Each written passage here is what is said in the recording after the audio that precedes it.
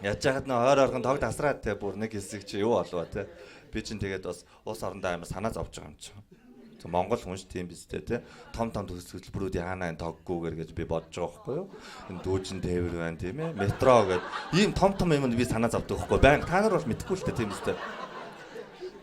Тэр метро яахын тоггүй болоо зогсно үсттэй тийм биз дээ. Жолооч нь хөөрхийн хамтан гим хийц юм шиг гараад ирж тийм. Манайхан тог тасарсан маа. Уртлын метро руу суучих маач. Эсвэл түрээд өгч мөржигээс. Гэхдээ би бол төрн тэрийг тийм биз дээ. Метротол байвал хэдүүлээ гоё. Тийм олонний хүч оломгүй далааш тийм биз дээ. Түрээ шаач л да хэдүүл.